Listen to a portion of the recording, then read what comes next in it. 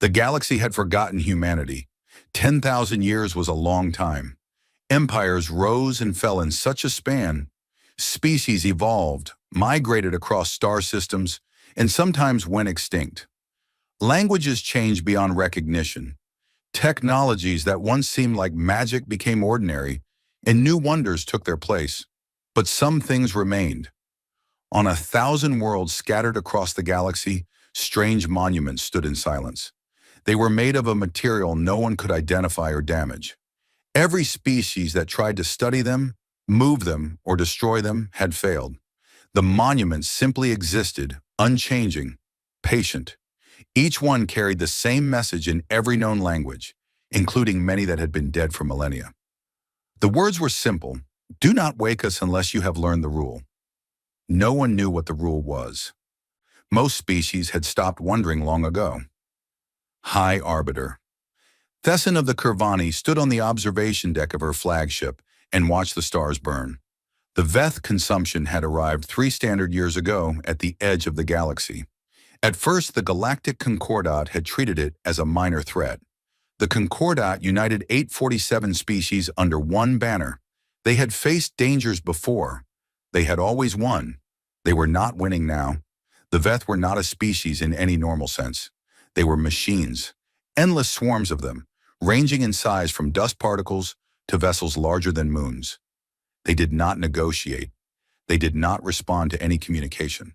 They simply consumed. Every planet, every asteroid, every ship that crossed their path was broken down into raw materials and used to build more Veth. Thesson watched the tactical display update in real time. Another system had fallen. The Prathani homeworld was gone. 40 billion lives ended in a single day. The Veth swarm had grown by 3% from the consumed mass. Her aide approached with careful steps.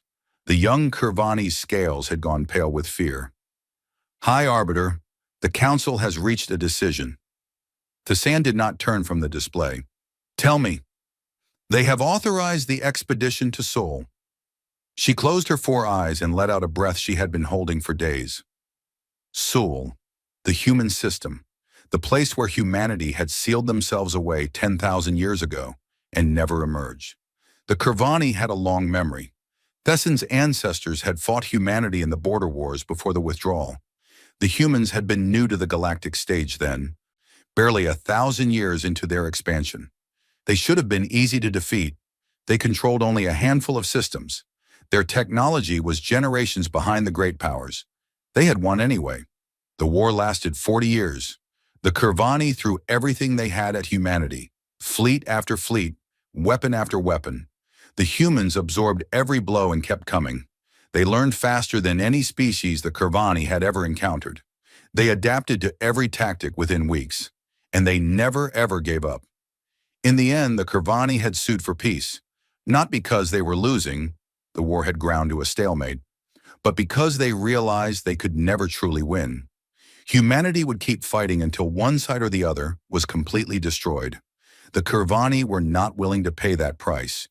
The peace held for 800 years. Then humanity did something no one expected. They withdrew. Every human colony, every outpost, every ship returned to the Sol system. They built a structure around their star, a Dyson sphere that blocked all light and all communication. They left behind only the monuments and the message about the rule. For the first few centuries, other species had tried to contact them. Ships were sent to Sol and never returned. Not destroyed, there were no debris fields, no distress signals. They simply vanished when they crossed the sphere's boundary. Eventually, everyone stopped trying. 10,000 years passed. Humanity became a legend, then a myth, then a children's story. Only the monuments remained as proof they had ever existed. Now Thessan was going to wake them. The journey to Sol took 3 weeks at maximum speed. Thessan spent the time reviewing everything the archives contained about humanity. There was surprisingly little. Most records from before the withdrawal had been lost or corrupted over the millennia. What remained painted a picture of a species that was simultaneously terrifying and puzzling. Humans were deathworlders. Their homeworld, Earth, had a gravity 1.4 times the galactic average.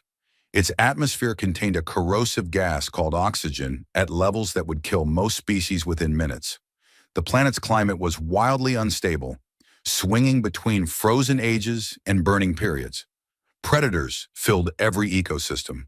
Diseases evolved constantly to overcome every defense.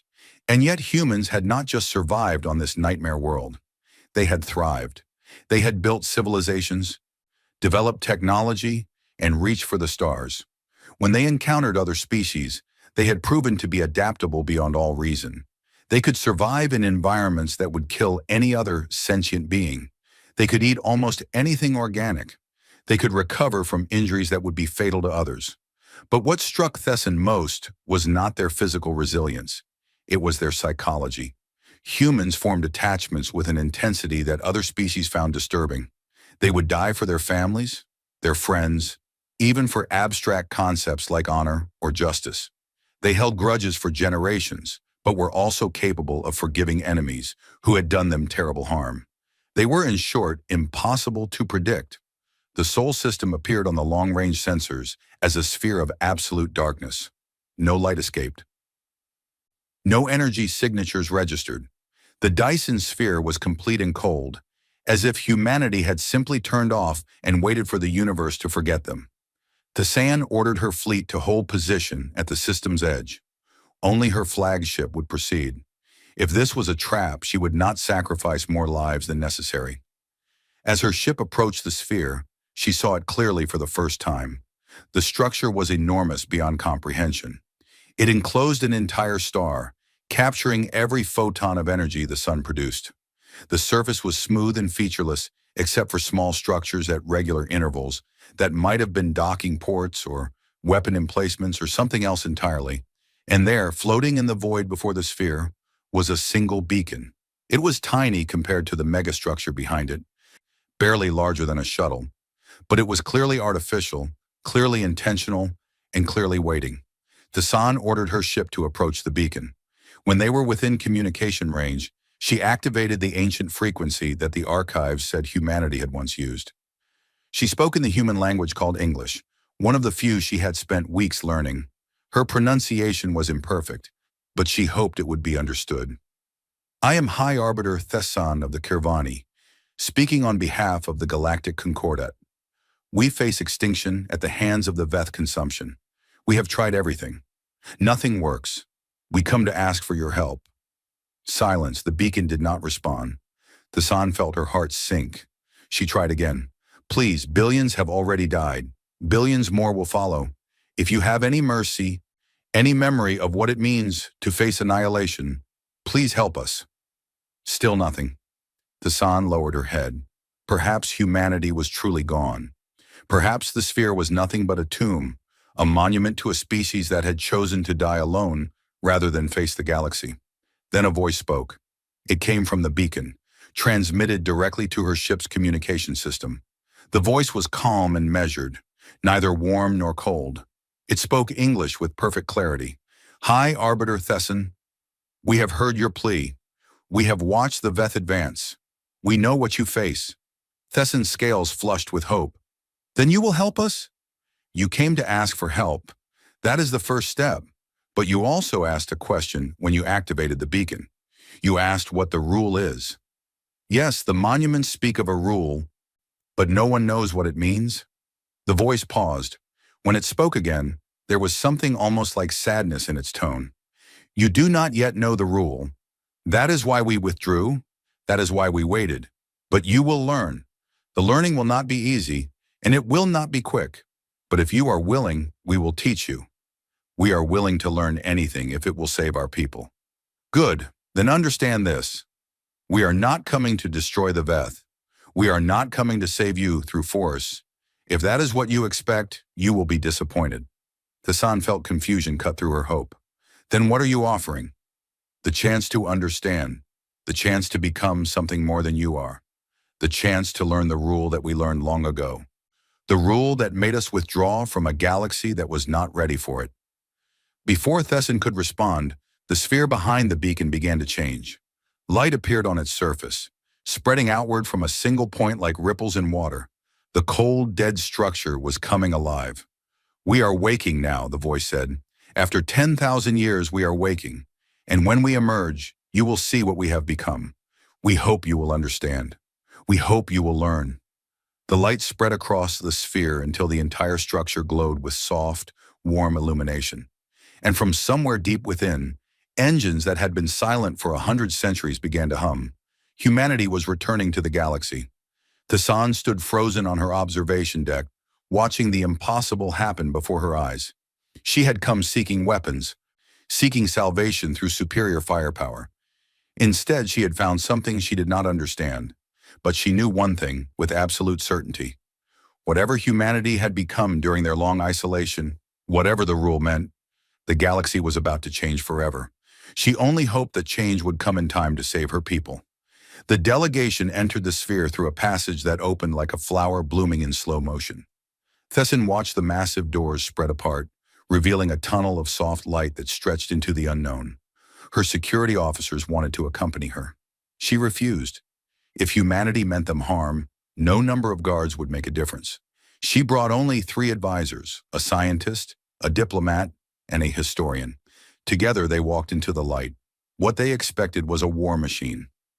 For 10,000 years, the galaxy had assumed that humanity withdrew to prepare for something. Some said they were building weapons that could destroy stars. Others believed they were creating armies of unstoppable soldiers. The most fearful whispered that humanity was evolving itself into something beyond flesh and blood, something that would return to conquer everything. None of them were right. The tunnel opened into a garden. Tassan stopped walking. Her translator struggled to find words for what her eyes were seeing. The space before her was vast beyond measurement. They stood on a hill covered in soft grass, looking out over a landscape that seemed to have no end. Rivers flowed through valleys. Forests stretched to distant mountains. Birds flew overhead, their calls echoing in the warm air. And there was light. Not the harsh light of artificial sources, but the warm, golden light of a star. Somehow, humanity had brought sunlight inside their sphere. "This is not possible," the scientist whispered. "The engineering alone would require resources beyond anything we can measure." The historian shook her head slowly. They had 10,000 years. 10,000 years of peace, without enemies, without threats, without distractions. What could any species accomplish with that much time? A human approached them from a path that wound through the grass. He was tall by galactic standards, with dark skin and gray hair that spoke of age. He walked with the easy confidence of someone who had never learned to fear. "Welcome to Sol," he said in perfect Kirvani. "I am Commander Elias Vance. I have been assigned to guide you during your time here." Tessin found her voice. "You speak our language." "We have had 10,000 years to study the languages of the galaxy. There is very little we do not know about the species beyond our sphere. We have watched, and we have listened, and we have prepared." "Prepared for what? For war?" Elias smiled. It was a gentle expression, without threat or mockery. "Come, walk with me. I will show you what we have prepared." They walked through the garden for hours. Tassan's legs grew tired, but she did not complain. Every step revealed new wonders. They passed through forests where trees grew taller than buildings. They crossed bridges over rivers filled with fish that glowed with soft colors.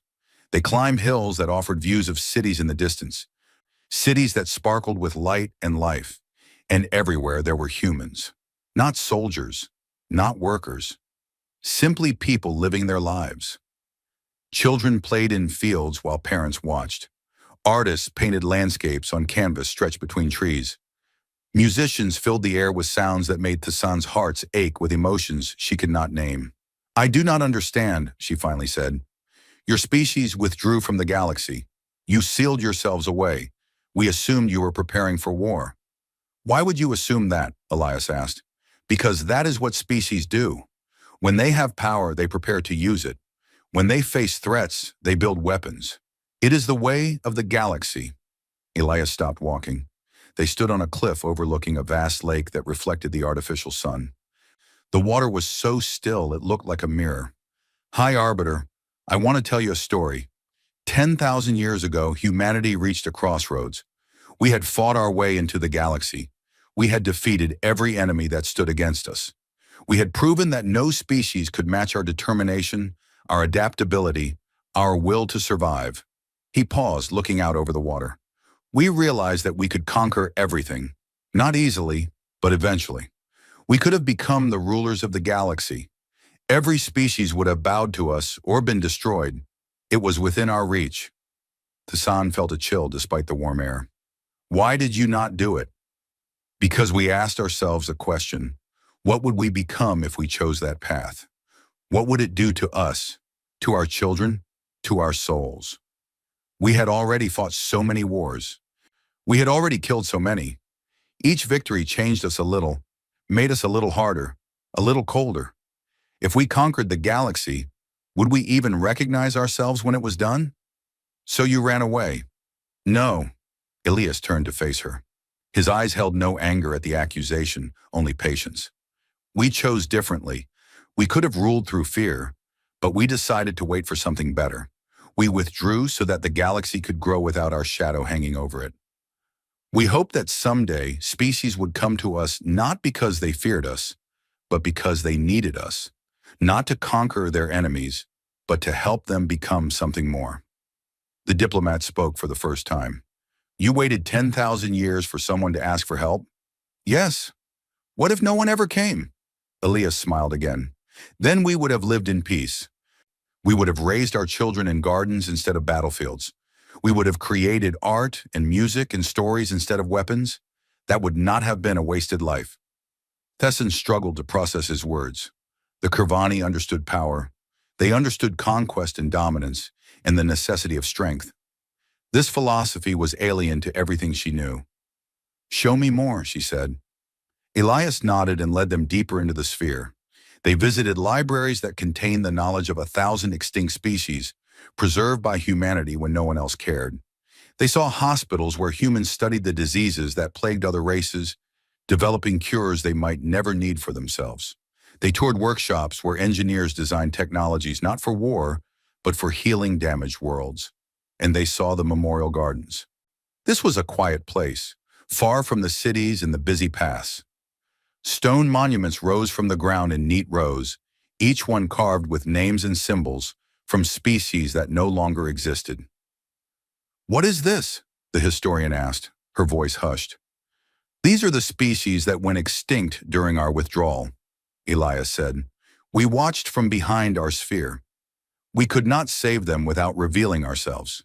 So we remembered them instead. We preserved their languages, their art, their stories. We made sure they would not be forgotten. Tassan looked at the monuments with new eyes. She recognized some of the symbols. The Tereshi, wiped out by a plague that spread from world to world. The Velmani, destroyed in a war with the Concordat over mining rights. The Prathani, whose homeworld had just fallen to the Veth. You watched all of this and did nothing? What would you have had us do? Intervene whenever we disagreed with the galaxy's choices? Impose our will on species that did not ask for our help? That is not protection. That is control. That is tyranny with a kind face. People died. Yes. Elias's voice was heavy with sorrow. People died. We carry their names. Everyone. We mourn them. But we could not save them from themselves. If we had tried, we would have become the very thing we feared, a species that rules through power alone, regardless of what others want. Tassan turned away from the monuments. Her mind was churning with thoughts she could not organize. Everything she believed about strength and leadership was being challenged, and yet she could not dismiss what she was seeing. Humanity had chosen mercy over dominion. They had chosen patience over power, and now, after 10,000 years, they were returning to a galaxy that desperately needed help. What about the Veth? She asked. You said you are not coming to destroy them. What do you intend to do? Elias began walking toward the path that led back to the cities. That is something you must see for yourself. Tomorrow you will join our fleet as we go to meet the Veth. But I want you to understand something first. What? The rule that we have followed for 10 millennia is not about power. It is not about victory. It is about choosing in every moment what kind of species we want to be. We could destroy the Veth. We have the capability. But destruction is easy. Any species can learn to kill. The rule asks a harder question. He stopped and faced her one final time. What would it take to save them instead? Tessin had no answer. She was not sure any answer existed. But as she followed Elias back through the gardens, she began to understand that humanity had spent 10,000 years preparing for this moment. Not preparing weapons, not preparing armies, preparing an answer to that question, and she realized for the first time that she might be watching the galaxy change forever. The human fleet emerged from the Dyson sphere like seeds released from a flower.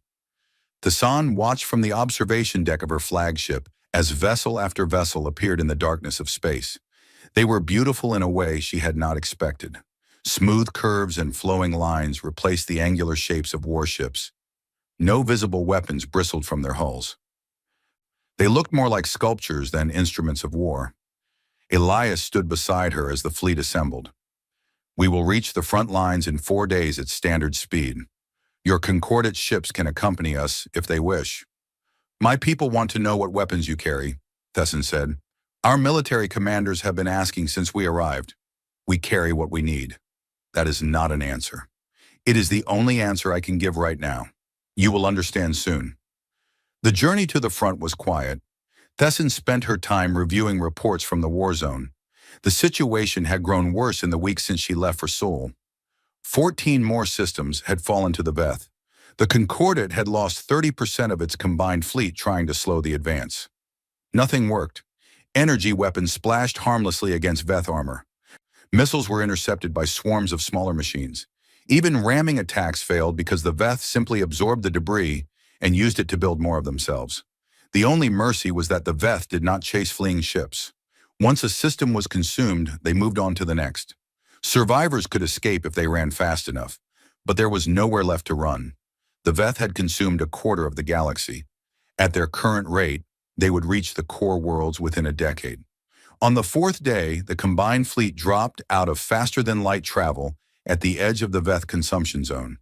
Tassan looked at the tactical display and felt her blood turn cold. The space before them was filled with machines. Billions of them. Trillions. They moved in patterns that looked almost organic, like a single vast organism breathing in the void. Behind them, where stars should have been, there was only darkness. The Veth had consumed everything, leaving nothing but empty space where systems had once thrived. "We are receiving communication requests from the Concordate commanders," her aide reported. "They want to know when the attack will begin." Tassan looked at Elias. His face showed no fear, only concentration. "Tell them to hold position. The humans will take the lead." The human fleet moved forward, not aggressively, not in attack formation. They spread out in a wide arc facing the Veth swarm and then stopped. "What are they doing?" the Concordate admiral demanded over the fleet channel. Tassan had no answer. She watched the human ships hang motionless in space, facing an enemy that had destroyed a quarter of the galaxy. And then she saw something impossible. The human vessels began to broadcast. Not weapons fire, not shields, just signals. Waves of communication reaching out toward the Veth swarm on every frequency, in every format, using protocols that the Concordate had never seen before. "They are trying to talk to them," Tessin whispered. "The Veth do not communicate. Everyone knows this." Elias spoke calmly. "Everyone who tried for a few decades. We have been studying them for 10,000 years. We detected their approach to the galaxy long before anyone else knew they existed. We have been working on this problem since before your great-great-grandparents were born." The Veth swarm reacted to the signals. At first, the reaction looked like aggression. Millions of machines turned toward the human fleet. They began to move forward. The Concordate commanders screamed for retreat. Tassan heard their voices overlapping in panic. This was suicide. The humans had no weapons visible, no shields active. They were about to be consumed like everything else. But the human ships did not retreat. They continued broadcasting. The signals changed, shifted, adapted. It was like watching a conversation happen in a language Tessin could not understand. And then the Veth stopped.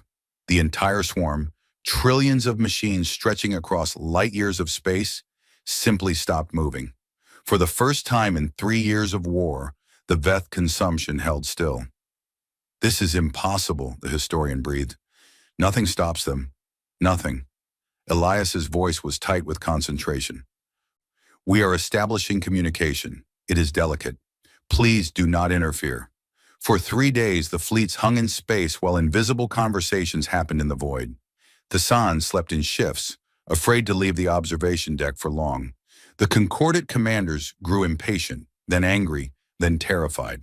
Some threatened to launch their own attack. Thesson ordered them to hold, putting her own authority on the line.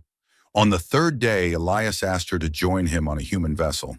She went alone, against the advice of everyone around her. The ship's interior was as elegant as its exterior.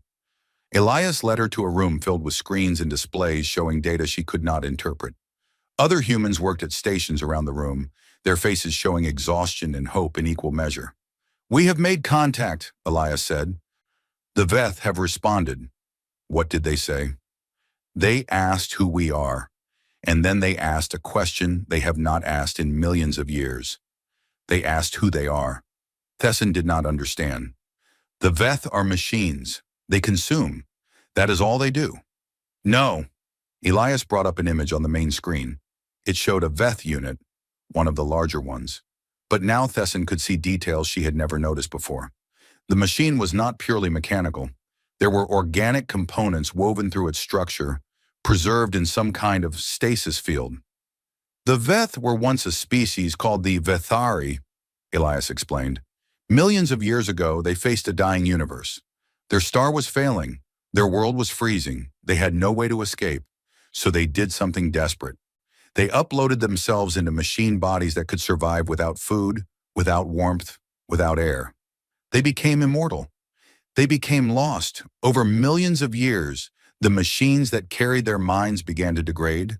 The parts that held their memories, their personalities, their sense of who they were slowly failed. The base programming survived. Consume resources. Build more units. Survive. But everything else faded away. The Vethari forgot they had ever been alive. Thesson stared at the image on the screen. She had spent 3 years hating the Veth. She had watched them destroy world after world. She had assumed they were monsters beyond understanding. She had never imagined they were victims. You knew this before you withdrew, she said. 10,000 years ago, you knew what the Veth really were. Yes. We detected them at the edge of the universe. We had the technology to destroy them even then. It would have been easy. A targeted strike at their central processing clusters. Without those, the rest of the swarm would have shut down. Why did you not do it? Elias turned to face her. His eyes held 10,000 years of patience. Because destruction is easy. Any species with enough power can destroy. But we asked ourselves a different question. What if we could save them? What if we could give back what they lost? You spent 10,000 years developing a cure.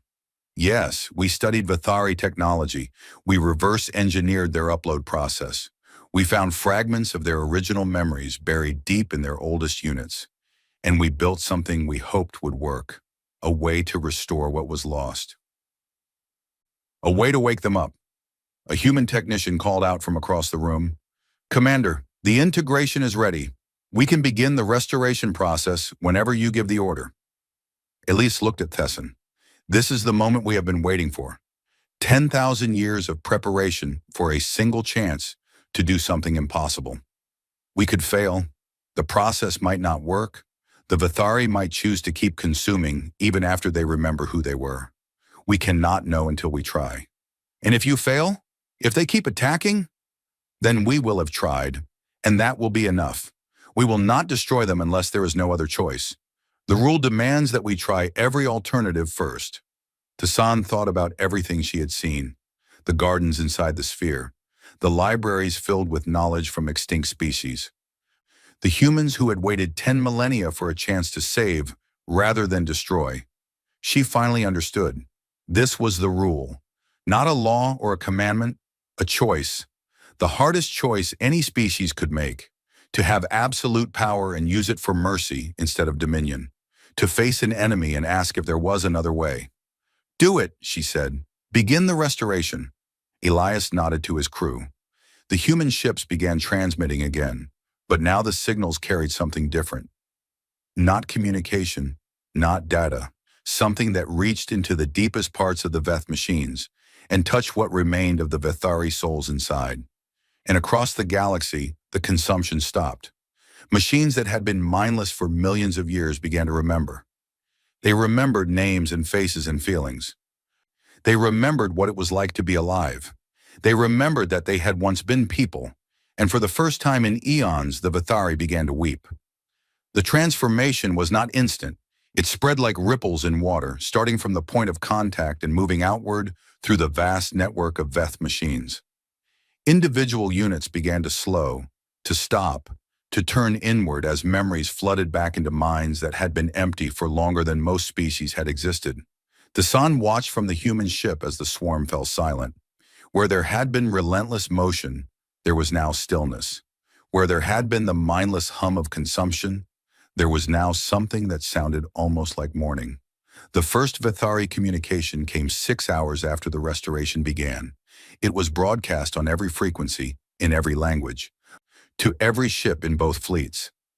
The voice that spoke was mechanical, but the emotion behind it was painfully real. We remember now. We remember who we were. We remember what we have done. The transmission paused. When it continued, the voice was shaking with something that might have been grief. We were the Vithari. We loved music and art. We built cities that touched the clouds. We raised children and taught them to dream. And when our world began to die, we chose to survive at any cost. We thought we were saving ourselves. Instead, we became monsters. The sun's aide was crying. She was not the only one. We cannot undo what we have done. The worlds we consumed are gone. The species we destroyed are gone. We carry their deaths inside us now. Every resource we absorbed, every life we ended, is part of our memory. We will carry this weight forever. The Vithari voice fell silent for a long moment.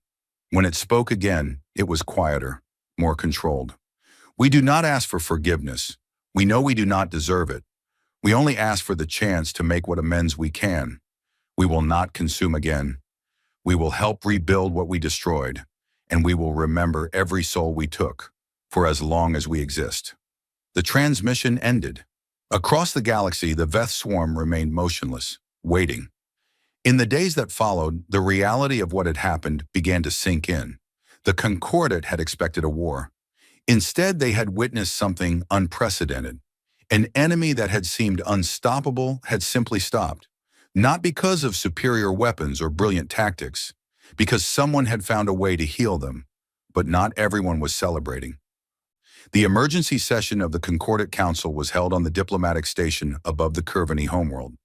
Representatives from all 847 member species gathered in the Great Hall, their voices rising in anger and confusion. They could have ended this years ago, the Prathani ambassador shouted. His homeworld had been among the last to fall before the restoration. His people had lost billions. Humanity knew what the Veth were. They had the cure. They watched us die and did nothing. Tassan stood at the center of the hall, facing the accusations. Beside her, a human philosopher named Yuki Tanaka waited calmly for her turn to speak. The Curvani bring a representative of humanity to explain their actions, Thesson announced. I urge you to listen before passing judgment. Yuki stepped forward. She was an older woman with white hair and kind eyes that had seen too much sorrow. When she spoke, her voice carried clearly through the hall. You are angry. You have every right to be. Billions died while we waited. Species went extinct while we watched. I will not pretend that your pain is not real or that your accusations are unfair. The hall quieted slightly. They had expected defensiveness, not acknowledgement. But I ask you to consider what you are truly angry about. You are angry that we did not intervene. You are angry that we did not use our power to stop the suffering. And that anger comes from a belief that those with power have the right and the duty to impose their will on others. She paused, looking around the hall. 10,000 years ago, humanity faced the same question. We had the power to rule the galaxy. We could have prevented every war, stopped every atrocity, protected every species from harm. All we had to do was take control, make the decisions for everyone, enforce peace through strength. And we realized that this path led to tyranny, not the obvious kind with chains and prisons, the subtle kind where no one can make their own choices because Someone else has already decided what is best for them. Where no one can grow because they are never allowed to struggle. Where no one can learn because they are never allowed to make mistakes. The Prathani ambassador spoke again, his voice bitter. My people are dead, 40 billion of them. Is that a mistake we needed to make? Is that a lesson we needed to learn? Yuki's face showed genuine grief. I do not have an answer that will satisfy you. I can only tell you what we believe. Every species must choose its own path. If we had intervened every time someone was in danger, we would have become rulers, not helpers. We would have created a galaxy of children who never learned to stand on their own. That is easy to say when your people are safe behind a Dyson sphere. Yes, it is. We struggled with this for centuries. We debated endlessly whether we had the right to stay silent while others suffered. We questioned ourselves every day. And in the end, we held to one principle. We would not act until someone asked. We asked for weapons. We asked for military support. You asked for the power to destroy. That is not the same as asking for help. Yuki's voice softened. When High Arbiter Thesson came to our sphere, she asked us what the rule was. She asked us to teach her. That was the first time in 10,000 years that anyone approached us seeking understanding rather than power. Thesson felt all eyes turn to her. She had not known that her words would carry such weight. The rule is simple, Yuki continued. Those with the greatest power bear the greatest obligation to restrain it. The stronger you are, the more careful you must be. The more you can do, the more you must choose not to do. Because power used without restraint destroys everything it touches, including the one who wields it. The hall was silent now. The anger had not disappeared, but it had mixed with something else. Confusion, perhaps, or the beginning of understanding. We could have destroyed the Veth. We had the capability for 10,000 years. Instead, we chose to save them, not because they deserved it, not because they were innocent, because we believed that healing is always better than destruction, because we wanted to be the kind of species that tries everything else before choosing violence. A delegate from a minor species raised a tentacle. But what about the species that died while you waited? The Tereshi, the Velmani, all the others. They did not ask for your help. They did not even know you existed. Did they deserve to be abandoned? Yuki closed her eyes for a moment.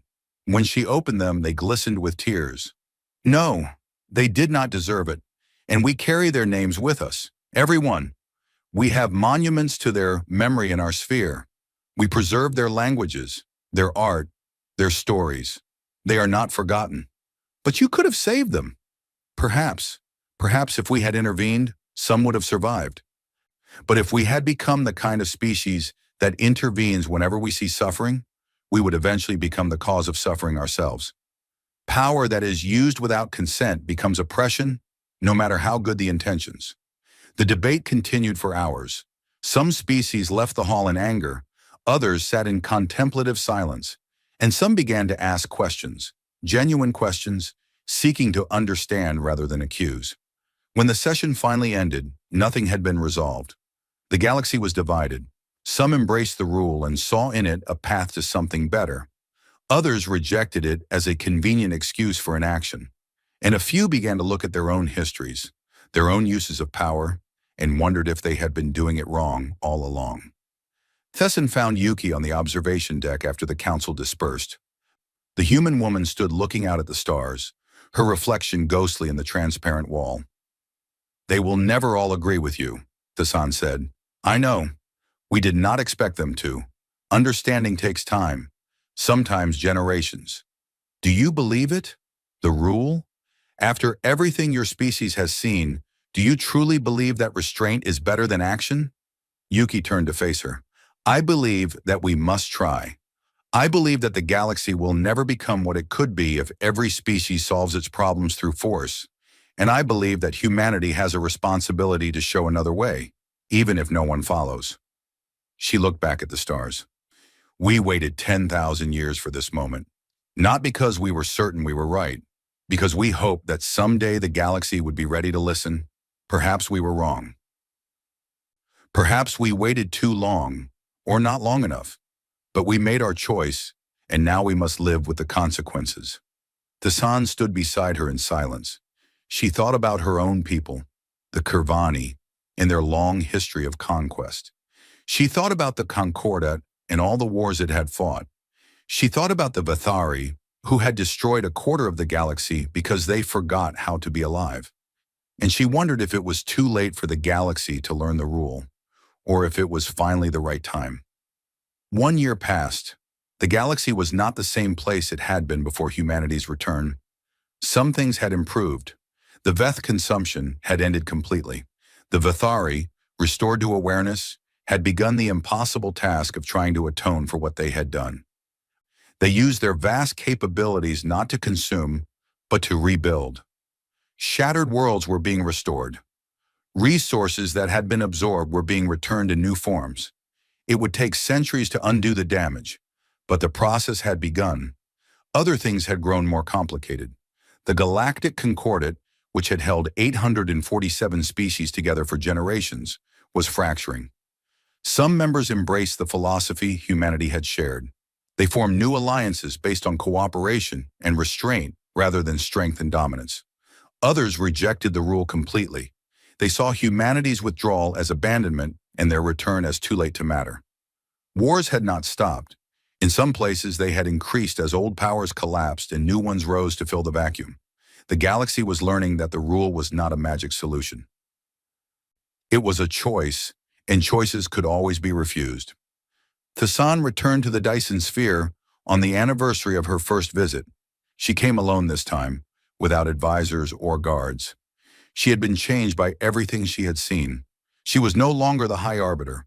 That title had passed to another when she resigned her position to become something new. She was not sure what that something was yet. The sphere looked different now. It was still enormous beyond comprehension, but it no longer felt dead or threatening. Visitors came and went through dozens of passages. Species that had never spoken to each other before shared knowledge in the great libraries. The gardens that had once belonged only to humanity were now open to anyone who wanted to walk among the flowers. She found Elias Vance in the memorial gardens, tending to the monuments as he had done when she first saw this place. More stones had been added in the past year. The Vithari had provided the names of every species they had consumed, and humanity was carving each one into the record. High Arbiter, Elias said, looking up from his work. Or should I say, former High Arbiter. Just Thesson now. I gave up the title. Why? She walked among the monuments, reading names in languages she could not pronounce. Because I could not lead my people the way they wanted to be led. They wanted me to use my authority to force changes, to impose the rule on them, whether they accepted it or not. I refused. Elias set down his tools and stood to face her. That must have been difficult. It was, and it may have been wrong. Many of my people are angry. Some are calling for war against species that have rejected the new alliances. If I had stayed, if I had used my power to prevent it, you would have become exactly what you were trying to oppose. Thassan nodded slowly. That is what I told myself. But it is a cold comfort when I see the suffering that might have been prevented. They walked together through the gardens in silence. The artificial sun was setting, painting the sky in shades of orange and purple that no natural star could produce. Somewhere in the distance, children were laughing. I have a question, Thesson said finally, one that has been troubling me since the day we first met. Ask. You could have stopped us, my people, the Kirvani. 40 generations ago, we conquered 12 star systems. We destroyed 3 species completely. You knew. Why did you not intervene? Elias did not answer immediately. He walked to a monument bearing symbols from one of those destroyed species and placed his hand on the stone. Because you stopped, he said quietly, on your own, without anyone forcing you. 40 generations ago, the Kirvani looked at what they had become and made a different choice. You built the Concordat. You reached out to former enemies. You tried to become something better. It was not enough. Species still died because of what we did. Yes, but the change was real. If we had intervened, if we had stopped you through force, would the change have been genuine? Or would you have simply waited until the threat passed and then resumed your old ways? Thassan thought about this for a long time. She remembered the history she had learned as a child. The way her people spoke about the great turning with such pride. It had been their choice, their growth, their moment of becoming something new. You are saying that the struggle matters, that we had to choose for ourselves. I am saying that growth only comes from within. We can offer help. We can show other paths, but we cannot make the decision for anyone. Each species, each individual must choose what they will become. Even if they choose wrong, even then, Elias turned to face her. Freedom is not freedom if it only allows the choices we approve of. The galaxy must be free to fail if it is ever to be free to succeed.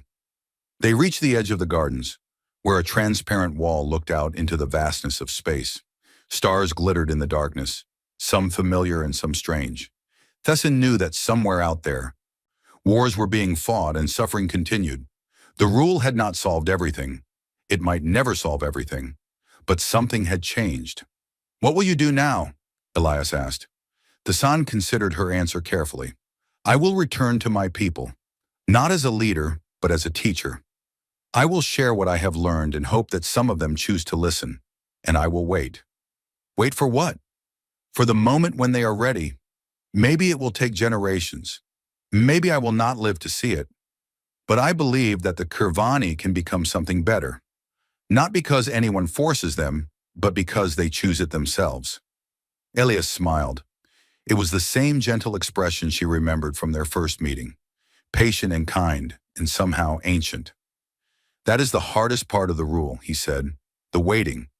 We spent 10,000 years watching the galaxy, seeing all the pain and all the mistakes, knowing we could end it if we chose. But we waited, because we believed that someday someone would understand. He gestured at the stars beyond the wall. You are not alone in understanding. Others are learning. The Vithari are teaching what they have discovered about regret and redemption. Young species are asking questions their elders never asked. The galaxy is changing slowly, in ways that cannot be seen from day to day. But the change is real.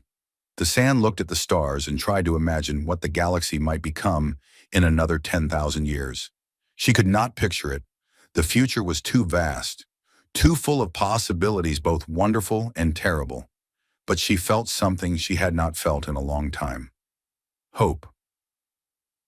Not the kind of hope that demands certainty, not the kind that requires guarantees, the kind of hope that chooses to believe in something better, even when the evidence is incomplete, the kind that plants seeds without knowing if they will ever grow. I understand now, she said. The rule is not a law. It is not something you follow because you must. It is something you choose because of who you want to be. Elias nodded.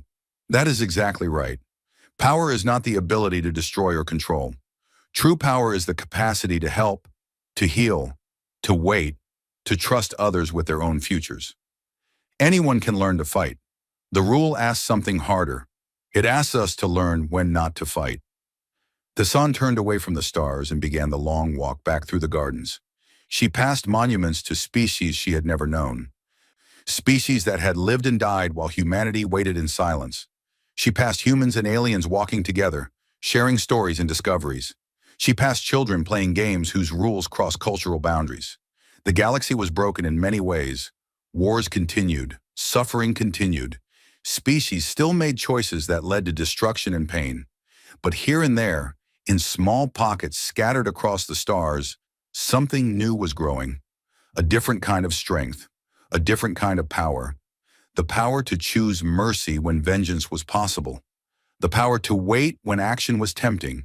The power to trust others with their own growth. It would take time, generations, perhaps longer. But Thesson believed now that it was possible. She carried the rule with her as she left the sphere and returned to her people. Not a weapon. Not a command, just an idea. The hardest kind of idea, because it asked those who heard it to change themselves. But it was spreading, and someday the galaxy would finally understand.